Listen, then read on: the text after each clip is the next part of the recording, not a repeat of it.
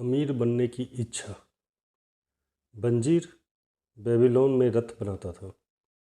इस समय वह अपने घर के अहाते की दीवार पर उदास बैठा था। वह अपने खस्ताहाल घर और आंगन को उदासी से देख रहा था। आंगन में एक रथ अधूरा पड़ा था। बंजीर की पत्नी बार बार घर के बाहरी दरवाजे पर आकर झांक रही थी। अपनी पत्नी के देखने के अंदाज से वह समझ गया था कि घर में खाने को कुछ नहीं है और उसे जल्दी से रथ पूरा कर लेना चाहिए। वह जानता था कि इस समय उसे हाथ पर हाथ धरकर बैठने के बजाय हथौड़ा चलाना चाहिए, कुल्हाड़ी से काट छाँट करना चाहिए, पॉलिश और पेंट करना चाहिए, पहियों के रिम पर चमड़ा चढ़ाना चाहिए और रथ को ग्राहक तक पहुंचाना चाहिए ताकि उसे अमीर ग्राहक से पैसे मिल सके। बहरहाल सुगठित और मांसल देह वाला बंजीर दीवार पर अलसाए अंदाज में बैठा रहा। उसका दिमाग बहुत मंद गति से काम कर रहा था।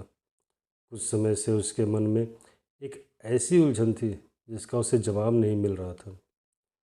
यूफ्रेटस नदी की इस घाटी में सूरज आमतौर पर शोले बरसाता था। आज भी यह निर्ममता से शोले बरसा रहा था। इस वजह से बंजीर की भौं पर पसीने के मोती छलछलाए जो बहकर उसके सीने के बालों में गुम हो गए। दूर से दूर उसे सम्राट के महल की बाहरी ऊंची दीवारें दिखाई दे रही थी। पास में नीले आसमान को छूती बेल की मंदिर की मीनारें थीं। इतनी भव्यता की छाया में उसका छोटा सा घर था। उसके आसपास कई और लोगों के घर भी थे जिनकी हालत उसके घर से भी ज़्यादा खराब थी। बेबीलोन का यह माहौल था। यहाँ भव्यता और मलिनता साथ साथ रहती थी। यहाँ प्रचुर दौलत और बेहद गरीबी पास पास रहती थी। अमीर और गरीब दोनों तरह के लोग शहर की सुरक्षात्मक दीवारों के भीतर बिना किसी योजना या व्यवस्था के साथ साथ रहते थे।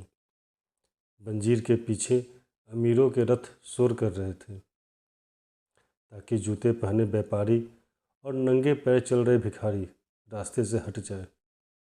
बहरहाल जब पानी लाने वाले गुलाम सड़क पर नजर आते थे तो उन्हें रास्ता देने के लिए अमीरों के रथ नालियों की तरफ हट जाते थे।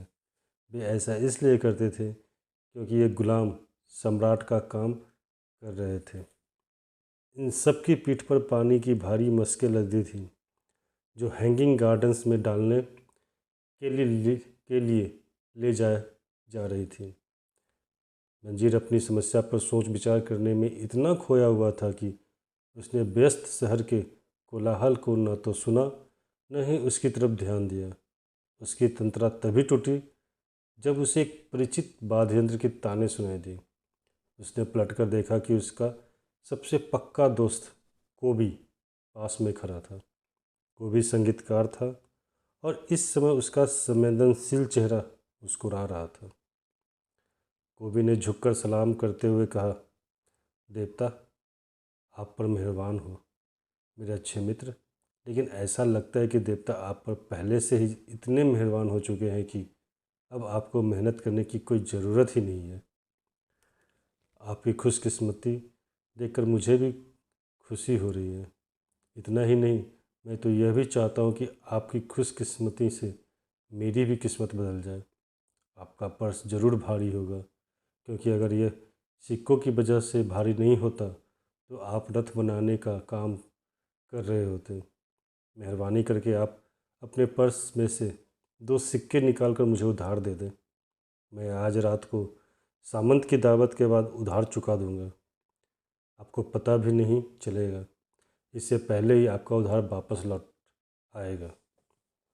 मंजीर ने उदासी से जवाब दिया, अगर मेरे पास 2 सिक्के होते तो मैं उन्हें किसी को भी उधार नहीं देता, तुम्हें भी नहीं, मेरे सबसे पक्के दोस्त। इसका कारण यह है कि वे 2 सिक्के मेरी ज़िंदगी भर की दौलत होते। मेरी पूरी दौलत, कोई भी अपनी पूरी दौलत किसी को उधार नहीं देता, भले ही वह अपना सबसे पक्का दोस्त ही क्यों ना हो। क्या? कोबी ने हैरान होकर कहा। तुम्हारे पर्स में एक भी सिक्का नहीं है। इसके बावजूद तुम दीवार पर भूत बने बैठे हो। उस रथ को पूरा क्यों नहीं करते? तुम्हारी तेज भूख को शांत करने के लिए भोजन कहाँ से आएगा? तुम ऐसे तो नहीं थे। तुम तो दिन रात मेहनत करते थे। क्या कोई चीज़ तुम्हें दुखी कर रही है? क्या देवताओं ने तुम पर कोई मुसीबत लाद दी है? यह मुसीबत जरूर देवताओं ने ही ला दी होगी। अंजीर ने हामी भरते हुए कहा। सारा झमेला एक सपने से शुरू हुआ था। यह बेसिर पैर का सपना। इसमें मैंने देखा कि मैं अमीर बन गया था। मेरे बेल्ट से खनखनाते सिक्कों से भरा पर्स लटक रहा था और मैं भिखारियों की तरफ लापरवाही से सिक्के उछालता जा रहा था। मैं चांदी के सिक्कों से अपनी पत्नी के लिए वस्त्र और अपने लिए मनचाही चीज़ें खरीद रहा था। मेरे पास सोने के सिक्के भी थे, इसलिए मैं भविष्य को लेकर आश्वस्त था और मुझे चांदी के सिक्के खर्च करने में कोई डर नहीं लग रहा था। मैं बहुत ही संतुष्ट और सुखी महसूस कर रहा था। मुझे देखकर तुम यह भी नहीं कह सकते थे कि मैं तुम्हारा वही मेहनती मित्र हूँ। तुम मेरी पत्नी को भी नहीं पहचान सकते थे, क्योंकि उसके खुशी से दमकते चेहरे पर झुर्रियों का नामो निशान नहीं था। वह एक बार फिर से उतनी ही सुंदर और खुशमिजाज लग रही थी जितनी हमारी शादी के समय लगती थी। कोबी ने कहा, सचमुच बहुत बढ़िया सपना था। परंतु इतने अच्छे सपने की वजह से तुम दुखी होकर दीवार पर क्यों बैठे हो? क्योंकि जागने पर मैंने देखा कि मेरा पर्स खाली था। मेरे अंदर विद्रोह की भावना सुलगने लगी। आओ, हम इस बारे में विस्तार से बातें करते, क्योंकि जैसा समुद्री यात्री कहते हैं, हम एक ही नाव में सवार हैं। बचपन में हम दोनों ने धर्मगुरुओं से एक सा शिक्षा हासिल की। किशोरावस्था में हमने साथ साथ मौज मस्ती की। बड़े होने पर साथ साथ हम दोनों गहरे मित्र बन गए। हम संतुष्ट लोगों की तरह रहते हैं। दिन रात मेहनत करने और अपनी पूरी कमाई खर्च करने के बावजूद हम संतुष्ट रहे हैं। इतने सालों में हमने बहुत पैसा कमाया, परंतु हमें कभी दौलत की खुशी का जरा भी एहसास नहीं हुआ। इसके लिए हमें सपनों का सहारा लेना पड़ता है। अब मेरे मन में यह विचार आता है कि क्या हम गूंगी भेड़ों जितने मूर्ख हैं? हम दुनिया के सबसे अमीर शहर में रहते हैं। यात्री कहते हैं कि इतनी दौलत दुनिया में और कहीं नहीं है। हमारे आसपास बेशुमार दौलत बिखरी पड़ी है, परंतु हमारे पास कुछ भी नहीं है। मेरे प्यारे दोस्त, आधी ज़िंदगी कड़ी मेहनत करने के बाद भी तुम्हारा पर्स खाली है और तुम मुझसे कहते हो, मेहरबानी करके आप अपने पर्स में से 2 सिक्के निकाल कर मुझे उधार दे दो। मैं आज रात को सामंत की दावत के बाद उधार चुका दूंगा।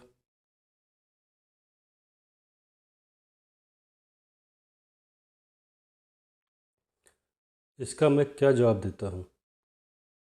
क्या मैं यह कहता हूँ, यह रहा मेरा पर्स, इसमें से जितने सिक्के चाहो खुशी खुशी निकाल लो? नहीं, इसके बजाय मैं यह कहता हूँ कि मेरा पर्स भी तुम्हारे पर्स की तरह ही खाली है। आखिर इसकी क्या वजह है? हमारे पास धन टिकता क्यों नहीं है? हम संपत्ति क्यों नहीं जोड़ पाते हैं? हम इतना ही क्यों काम कमा पाते हैं कि ताकि हम जिंदा रह सकें और हमारे भोजन तथा वस्त्रों की मूलभूत ज़रूरतें ही पूरी हो सके? बंजीर ने कहा, और इस बारे में भी सोचो कि हमारे बेटे भी हमारे ही पद चिन्हों पर चल रहे हैं। क्या वे और उनके पुत्र भी इस सोने की नगरी में हमारी ही तरह गरीब रहेंगे? क्या उन्हें भी बकरी के दूध और दलिए से पेट भरना होगा? कोबी ने हैरान होकर कहा, मंजीर, हमारी दोस्ती को इतने साल हो चुके हैं, परंतु तुमने पहले कभी ऐसी बातें नहीं की। अब तक मैंने कभी इस तरह से सोचा ही नहीं था। सुबह होते ही मैं काम में जुट जाता था और अंधेरा होने तक जुटा रहता था। मैंने अपनी मेहनत से दुनिया के सबसे शानदार रथ तैयार किए। मुझे आशा थी कि मेरे बेहतरीन काम को देखकर देवता किसी दिन खुश होंगे और मुझे अमीर बनने का आशीर्वाद देंगे, परंतु देवताओं ने ऐसा कभी नहीं किया। अब मुझे यह एहसास हो चुका है कि वे ऐसा कभी करेंगे भी नहीं। इसलिए मेरा दिल उदास है। मैं अमीर बनना चाहता हूँ, मैं चाहता हूँ कि मेरे पास ज़मीन हो, मवेशी हो, सुंदर कपड़े हो और सिक्कों से भरा पर्स हो। इन चीज़ों को पाने के लिए मैं डटकर मेहनत करने को तैयार हूँ। इन चीज़ों को पाने के लिए मैं अपनी पूरी योग्यता और क्षमता से मेहनत करने को तैयार हूँ। परंतु मैं यह भी चाहता हूँ कि मेरी मेहनत का मुझे उचित पुरस्कार मिले। मैं एक बार फिर तुमसे पूछता हूँ, आखिर बात क्या है? दुनिया में इतनी सारी अच्छी चीज़ें हैं, परंतु वे हमें क्यों नहीं मिलती है? हमारे पास इतना पैसा क्यों नहीं है कि हम अपनी मनचाही चीज़ें खरीद सकें? कोबी ने जवाब दिया, काश मुझे इस सवाल का जवाब पता होता। मैं भी उतना ही असंतुष्ट हूँ जितने कि तुम। संगीत बजाकर मैं जितना भी कमाता हूँ तत्काल खर्च हो जाता है। मेरे परिवार को भूखों मरने की नौबत ना आए, मुझे अक्सर इसकी योजना बनानी पड़ती है। मेरे दिल में एक प्रबल इच्छा बहुत समय से है। मैं एक ऐसा वाद्य यंत्र खरीदना चाहता हूँ जिससे मैं अपनी मन में तैर रही संगीत को धुनों को सचमुच बाहर निकाल सकें। ऐसा वाद्य यंत्र खरीदने के बाद मैं इतना बेहतरीन संगीत बजा सकता हूँ जो सम्राट ने भी कभी नहीं सुना होगा। इस तरह वाद्य यंत्र तुम्हारे पास होना चाहिए। बेबीलोन में तुमसे ज़्यादा मधुर संगीत कोई नहीं बजा सकता है। न सिर्फ सम्राट बल्कि देवता भी खुश होंगे। परंतु तुम उसे खरीदोगे कैसे? हम दोनों तो सम्राट के गुलामों जितने गरीब हैं। घंटी की आवाज़ सुन रहे हो? वह देखो, सम्राट का गुलाम आ गया। उसने पसीना पसीना हो रहे अधनंगे भिश्तियों को देखा जो नदी से पानी ला रहे थे और संकरी सड़क पर बोझ लाद कर चल रहे थे। 5 गुलाम एक साथ चल रहे थे और हर एक की पीठ पर पानी की भारी मशक का बोझ लदा था।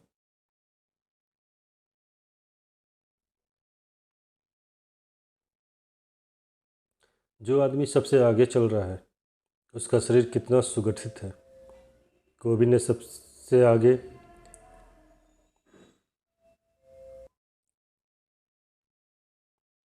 उसका शरीर कितना सुगठित है। कोबी ने सबसे आगे घंटी लेकर चलने वाले व्यक्ति की तरफ इशारा किया जिसकी पीठ पर मशक नहीं थी। साफ नजर आता है कि वह अपने देश में प्रतिष्ठित आदमी रहा होगा। मंजीर ने सहमत होते हुए जवाब दिया, इन गुलामों में ज़्यादातर हमारे तरह है।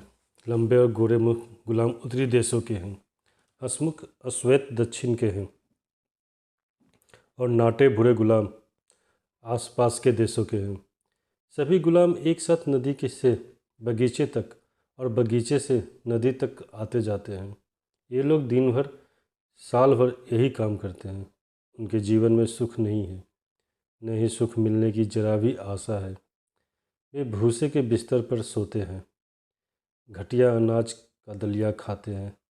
बेचारे गुलामों पर तरस खाओ को भी। मुझे भी उन पर तरस आता है, परंतु तुम्हारी बातों से मैं समझ गया हूँ कि हमारी हालत भी उन्हीं जैसी है। हालांकि पहले मैं खुद को स्वतंत्र मानता था। यह सच है कोबी, हालांकि यह विचार सुखद नहीं है।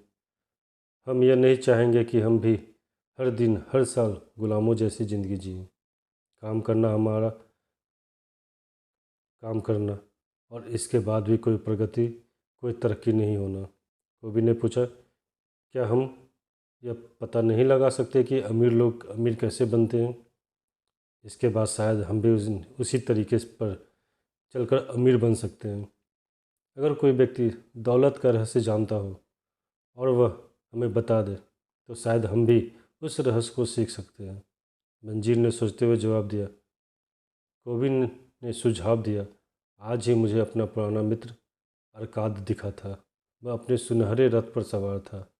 उसने मुझे देखकर अनदेखा नहीं किया जिस तरह बाकी अमीर लोग करते हैं।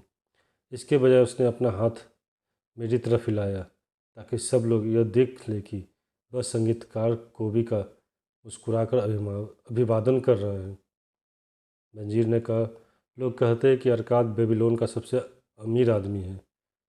कोबी ने जवाब दिया, इतना अमीर कि सम्राट भी खजाने के लिए समय समय पर उसकी मदद लेता रहता है। मंजीर बीच में बोल पड़ा, इतना अमीर, अगर वह मुझे कहीं रात के अंधेरे में मिल जाए तो मुझे डर है कि मेरा हाथ उसके मोटे पर्स पर चला जाएगा। कोबी ने झिड़कते हुए कहा, बकवास। इंसान की दौलत उसके पर्स में नहीं होती है।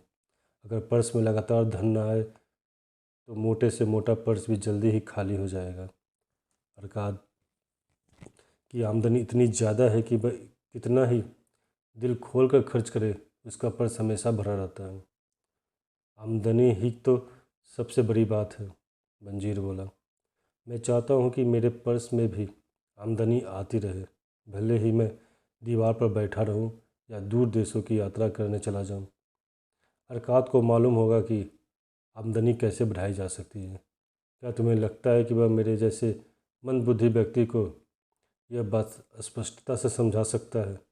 कोबी ने कहा, मैंने सुना है कि उसने अपने पुत्र नुमाजीर को यह ज्ञान दिया था। इसके बाद नुमाजीर निनेवा गया और अपने पिता की सहायता के बिना ही बहुत अमीर बन गया। कोबी, तुमने एक बहुत बेहतरीन विचार दिया है। मंजीर की आंखों में एक नई रोशनी चमकने लगी। अच्छे मित्र की समझदारी भरी सलाह मुफ्त में मिलती है और अरकाद हमेशा हमारा अच्छा मित्र रहा है। इस बात से कोई फ़र्क नहीं पड़ता कि हमारे पर्स खाली हैं। हमारी गरीबी अब हमें नहीं रोक सकती है। हम सोने की नगरी में गरीबों की तरह रहते रहते तंग आ चुके हैं। हमारा अमीर बनना चाहते हैं?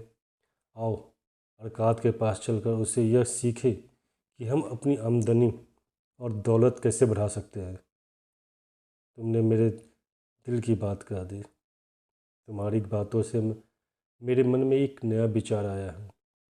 अब मैं यह समझ गया हूँ कि हम कभी अमीर क्यों नहीं बन पाए। सच तो यह है कि आज से पहले हमने कभी अमीर बनना ही नहीं चाहा। तुम्हारा लक्ष्य यह था कि तुम बेबीलोन के सबसे मजबूत रथ बनाओगे और तुम लगन से उसी दिशा में मेहनत करते रहे। तुमने अपने सर्वश्रेष्ठ प्रयास पर लक्ष्य को समर्पित कर दिया, इसलिए तुम उस काम में सफल हुए। मेरा लक्ष्य बेहतरीन संगीतकार बनना था और मैंने उस दिशा में मेहनत की। अंततः मैं अपने लक्ष्य तक पहुंचने में सफल हुआ। जिन लक्ष्यों की दिशा में हमने मेहनत की उन तक पहुंचने में हमें सफलता मिली। देवताओं को इस स्थिति के यूं ही चलने से कोई दिक्कत नहीं है। बहरहाल अब हमें उगते सूरज की किरण दिख गई है। यह हमें आमंत्रित कर रही है कि हम अमीर बनने का तरीका सीखें। अगर हम अमीर बनने का तरीका सीख लेंगे तो हमारी सारी इच्छाएं चुटकी बजाते ही पूरी हो जाएगी। मंजीर ने आग्रह किया, हम आज ही अरकाद के पास चलते हैं। इसके अलावा हम अपने बचपन के उन दोस्तों को भी ले चलेंगे जिनका हाल भी हमारी ही तरह है। मैं चाहता हूँ कि वे भी अरकाद के ज्ञान का लाभ उठाएं। मंजीर, तुम हमेशा अपने मित्रों का बहुत ख्याल रखते हो, इसलिए तुम्हारे इतने सारे मित्र हैं। तुम जैसा कहते हो हम वैसा ही करेंगे। हम आज ही चलेंगे और अपने बचपन के मित्रों को भी साथ ले चलेंगे।